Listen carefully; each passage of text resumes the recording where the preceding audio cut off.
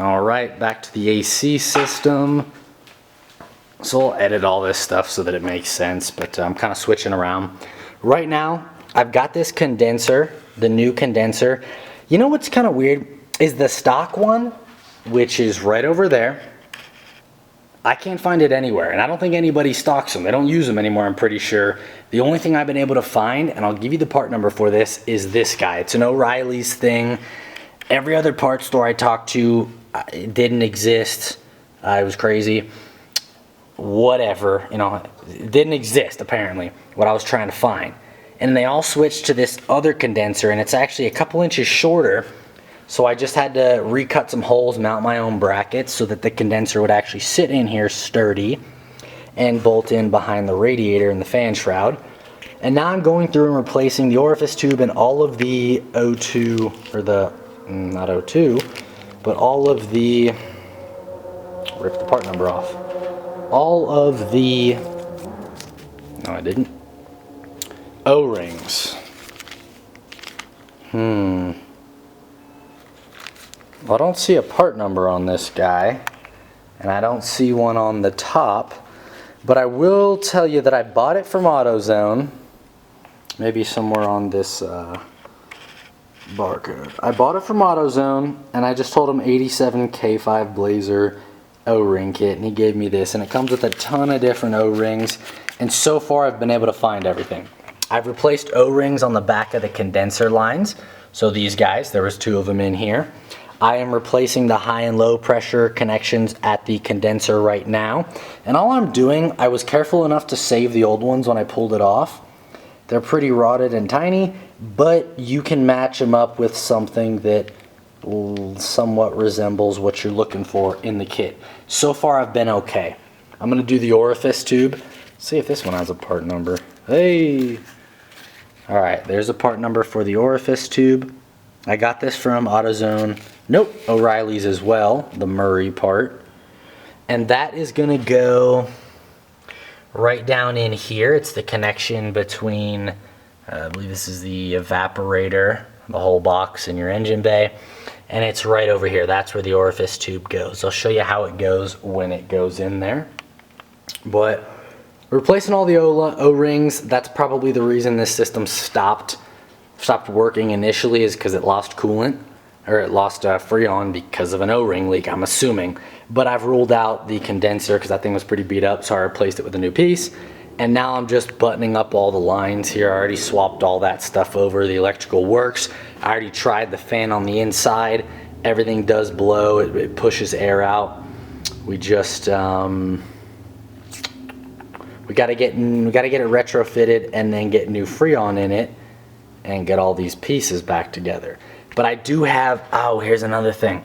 These belts, I finally got the belts put together. So I believe where I left you guys off last time is I wasn't sure what I was going to do about the belts. So the smog pump belt and the alternator belt are pretty standard, not a big issue. They're easy to put together. You can go to any parts store and tell them what you're looking for and they'll give it to you because it's a stock part. But remember, I'm pulling everything off of an 87 and putting the AC stuff on my 84. The 84 didn't have the 2 grooves on the power steering or the 3 grooves on the harmonic balancer. So I'm utilizing just the power steering pulley groove and the one on the harmonic and going up to the AC compressor, all in one. It seems tight enough. I think we're gonna have enough connection. I can't free spin the power steering pulley by hand, and that's pretty tight, so I think it's still gonna work with my power steering. But the belt, or the part number for the belt that you need, and it took me 3 trips to the parts store to figure it out, is this one.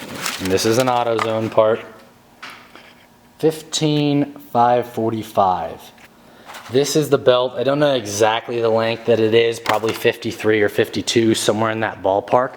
That was the belt that I used. Every other belt I tried, 50 inches, 51, something in there, it didn't work. It was too loose, and then the 52s were too tight, and the 54, which is this one, or 55, was too, the one that came stock on the 87 was too long. So go with that part number, unless you want to go through the hassle of switching over the harmonic balancer from your 87 so that it's got 3 grooves, and switching over the power steering pulley so that it has 2 grooves, and then you can run your your independent power steering pulley and your independent AC pulley. But this is where I'm at for the AC, and I'm gonna keep switching over these O-rings for now, and we'll probably retrofit after that. Next up, we're gonna install the retrofit kit. I believe this was AutoZone. There is the part number. And I think this should be the right one. We'll see if my fittings work out. Here's a side-by-side comparison of the Orifice tubes. One looks a little bit used, and that's the new one, and it goes in like this. So this pointy, you got one like shorter, fatter side, one longer, skinnier side. The shorter, fatter side needs to go into that hole that goes into your evaporator. Shorter, fatter side goes in like that. Just for reference, it's like this.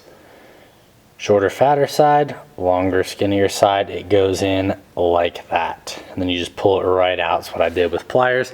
Don't put it in backwards. Okay, so condenser is in. Now we just need to put in the dryer, hook that new guy up, and switch out all of the old O-rings that I have sitting here. Truck might look a little bit different. It's now a different color. Making the videos a little bit out of order, but let's get in here and swap in the new dryer. Okay, accumulator, dryer, whatever you want to call it. There is the part number. So I'm gonna throw that in right now. It's pretty straightforward. You do need two pretty large wrenches to do it. I am putting in the new dryer or accumulator. I pulled my O-ring off of there. Be careful though, when I unthreaded the plastic cap here, there's already an O-ring in there. So it did come with a set of O-rings. Just make sure you don't double O-ring anything. One other thing here is you want to do this, as quick as possible. Don't leave this guy sitting open for a long period of time. It automatically starts pulling moisture out of the air, and you want this to be a closed system. So as soon as you get the plastic cap off, put it back together.